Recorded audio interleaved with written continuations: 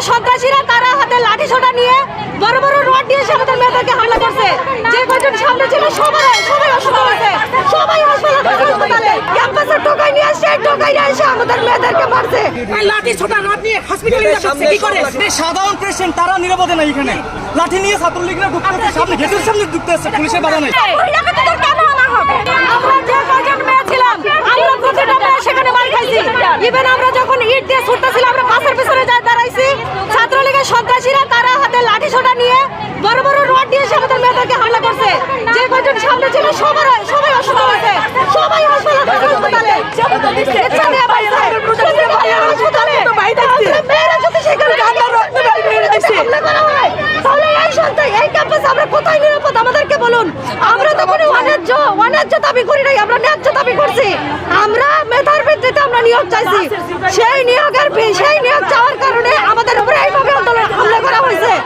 আমরা যখন ভিত্তিতে আমরা প্রতিটা মেয়ে সেখানে মার করছি, আমরা ইন্টারন্যাশনাল হলের সামনে ছিলাম, সেখানে আমাদের উপরে একবার আক্রমণ করা হয়েছে।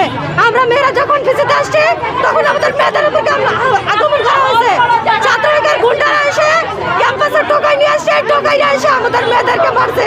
আমাদের কয়েকজন বোন হাসপাতালে, আমরা এর বিচার চাই, আমরা বিচার চাই।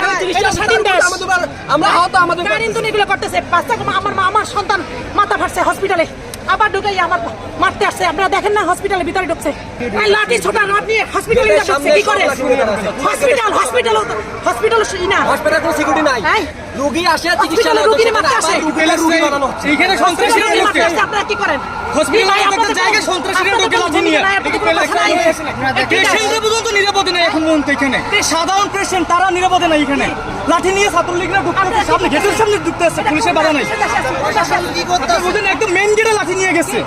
এখানে আহত হাজার ছাত্র আহত হয়ে গেছে। কোন দেশে বাস করতেছি আমরা? আমার সন্তানের মাথা পাঠাইছে, লাঠি নিয়ে আসছে, এখানে মাথা দিচ্ছে লাঠি দিতে তারে।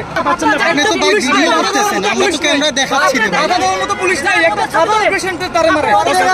পেশেন্ট হাসপাতালে আসছে তাদেরও মারে। কি করছে? কেউ করে না, আমরা দাঁড়াই কেউ করে না, দাঁড়াই রয়েছে। যারা দাঁড়িয়ে আছে ওটা কভারেজ করে সারা বাংলাদেশ এইখানে লাঠি নিয়ে আসছে, ভিতরে ওরা দাঁড়াইছে। আমার সন্তান আপনাদেরকে মারতে আসতেছে। এখন মারছে, এখানে এসে লাঠি নিয়ে আসছে লাঠি নিয়ে আসছে মারতে। হসপিটালের মধ্যে মারতে নিয়ে আসছে।